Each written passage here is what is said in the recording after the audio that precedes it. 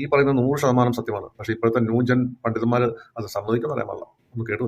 മലപ്പുറത്തേക്ക് ചൂണ്ടിക്കൊണ്ട് കണ്ടില്ലേ പ്രാകൃതരായ മനുഷ്യർ എന്ന് നമ്മെ ചൂണ്ടിക്കാണിക്കുന്ന, നമ്മുടെ തലയിലെ തട്ടം കണ്ടിട്ടോ അല്ലെങ്കിൽ ഈ പറഞ്ഞ തലയിലെ തൊപ്പി കണ്ടിട്ടോ ഇത് ഭയങ്കര പ്രശ്നമാണെന്ന് വിചാരിക്കുന്നവരോട്, തൊപ്പിയിട്ട ഉസ്താദിന്റെ മോള് 19-ാം വയസ്സിൽ ഇതാ വിമാനം പറത്തി കഴിഞ്ഞു എന്ന് പറയുമ്പോ അത് മലപ്പുറത്താണ് സംഭവിക്കുന്നത് എന്ന് പുതിയ കാലത്തെ നമുക്ക് ആഘോഷിക്കേണ്ടതില്ലേ? നക്ഷത്രത്തിന് പേരിടുന്ന പെൺകുട്ടികൾ ഉണ്ടാകുന്നതും മലപ്പുറത്ത് നിന്നാണെന്ന് പുതിയ കാലത്തെ ഓർത്ത് നമ്മൾ രോമാഞ്ചം കൊണ്ടുകൊണ്ട് ആഘോഷിക്കേണ്ടതില്ലേ?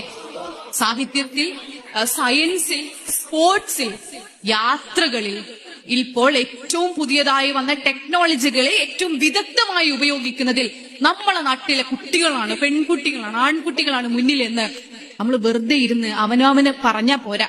ലോകത്തിന് മുന്നിൽ അത് പ്രദർശിപ്പിക്കുക തന്നെ വേണം. മലപ്പുറത്തിന്റെ നിങ്ങൾ കാണാത്ത ചിത്രത്തെ വെളിപ്പെടുത്താൻ ഞങ്ങളൊരു ശ്രമം തുടങ്ങുകയാണ്, അല്ലെങ്കിൽ നമ്മളൊരു ശ്രമം തുടങ്ങുകയാണ്. യൂത്ത് ലീഗ് കൃത്യമായൊരു രാഷ്ട്രീയ പ്രവർത്തനവുമായി ഇറങ്ങുകയാണ്. പാണക്കാട്ടെ തങ്ങളുടെയും EMS നമ്പൂതിരിപ്പാടിന്റെയും നാടായ മലപ്പുറത്തെ ഏറ്റവും മനോഹരമായിക്കൊണ്ട് ഈ ലോകത്തിന് മുന്നിൽ അവതരിപ്പിക്കുകയാണ്. എന്താണ് ഇവരെ ക്യൂറേറ്റ് ചെയ്യാൻ പോകുന്നത് എന്ന ചോദ്യത്തിന് നമ്മൾ കൊടുക്കാൻ പോകുന്ന ഒരു സർപ്രൈസ് ആണ്. പെൺകുട്ടികളൊക്കെ വീട്ടിലിരുന്നാൽ മതി എന്ന് പറഞ്ഞു കഴിഞ്ഞാൽ ഇതൊക്കെ സാധിക്കും. പിന്നെ ഇതൊക്കെ സാധിച്ചിട്ട് വീട്ടിൽ നിന്ന് വല്ല കാര്യമുണ്ട്? ഒരു കാര്യമല്ല.